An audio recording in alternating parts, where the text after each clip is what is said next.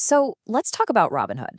Is it this incredible, revolutionary app that finally blew the doors open for a whole new generation of investors? Or is it just a really pretty casino hiding in plain sight? That's the big question we're going to dig into. This whole debate is captured perfectly in the story of one user. A guy on Reddit goes by Rick the Movie. He was an early adopter, but on the platform for nearly a decade, and he just announced he was leaving. His reason was simple. He said he just grew up. So, what does that even mean? Growing up out of Robinhood? To really understand why he's leaving, and frankly, why millions of other people are staying, we have to look at the two different faces of Robinhood: the revolutionary product that its fans absolutely love, and the controversial company that its critics just don't trust.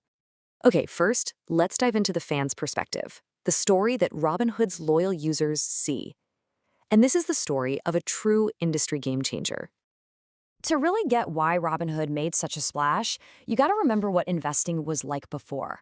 Our guy, Rick the Movie, said that when he was 21, trying to use the old school brokerages felt like hitting a brick wall.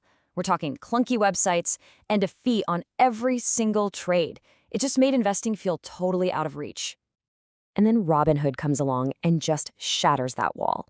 And they did it with one main weapon: an unbelievably simple, intuitive app. As one user put it, damn if they don't have the simplest, most easy app to use. Seriously, love them or hate them, you just can't deny their user experience was a total game changer. The interface is so good, it's basically become the unofficial front page for the stock market. Get this user literally opens Robinhood just to get quick info and check charts, and then switches over to his actual broker, Schwab, to place the trade. I mean, that tells you everything you need to know about how dominant their user experience is. And this really just sums up the whole divide. On one side, you had the old guard: clunky websites, high fees, and systems that felt like they were from another era. And on the other side, you had Robinhood's model: zero commissions, a beautiful app, and features like fractional shares that really did open the door for a whole new generation of investors.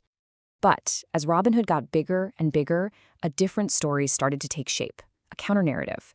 And this story wasn't about revolution, it was about recklessness. This is the side of the story that asks that uncomfortable question: is this really investing, or is it just gambling? See, it all started out pretty simple, just commission-free stock trading. But then they started adding more. First, it was options trading, then came crypto, and eventually they rolled out these highly controversial prediction markets. With each step, the app seemed to drift further and further into pure speculation. And this is right where users like Rick the Movie started to feel like something had fundamentally changed. As another commenter put it, when you're letting people wager on elections and sports, well, that's not investing. That's just gambling. But here is the wild part. While the critics are calling it gambling, the numbers tell a story of just staggering success: 4 billion. According to the CEO, that's how many of those event contracts have been traded. So whether you think it's gambling or not, it is an incredibly popular and very profitable part of their business. And of course, we can't talk about Robinhood's dark side without talking about GameStop. When they restricted trading on meme stocks back in 2021, it was an absolute firestorm.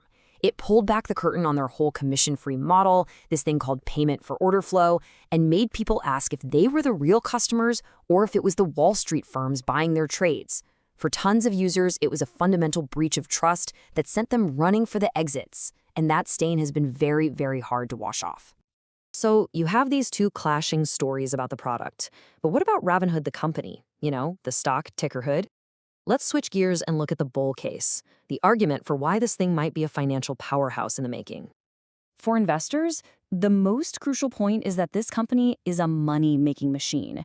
I mean, their latest quarterly numbers are just staggering.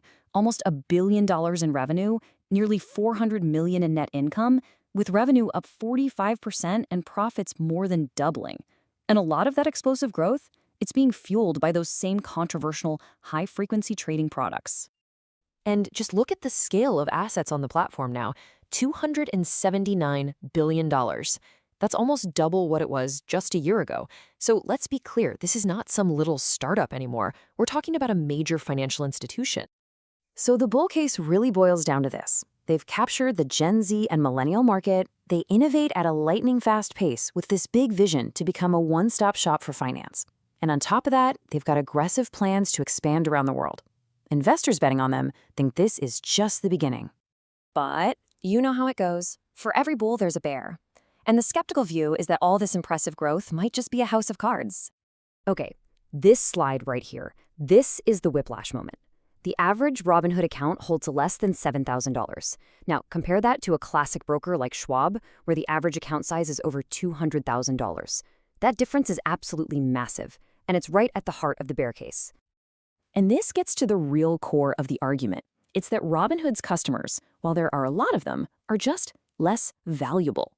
They're seen as less sophisticated, more likely to churn, and this is the crucial part, most of them have never been through a real bear market. So what happens to an app built for a bull run when the market finally turns ugly? So where does all this leave us? Well, we have two really powerful competing narratives here, and they point to two very, very different futures for the company. So you've got two clear paths forward. Path one is the bull case. Robinhood grows up with its users. People like Rick the Movie don't leave. Instead, the platform matures right alongside them and becomes a trusted all-in-one financial giant. Path two is the bear case. It never sheds that casino image. It stays hooked on speculative trading, which makes it dangerously vulnerable when the next market crash eventually comes along. Which brings us right back to our central question. Is this company truly building the future of finance? A future that's more accessible and more democratic for everyone? Or at the end of the day, is it just building a more beautiful, more accessible, and maybe more addictive casino? The final chapter on that is still being written.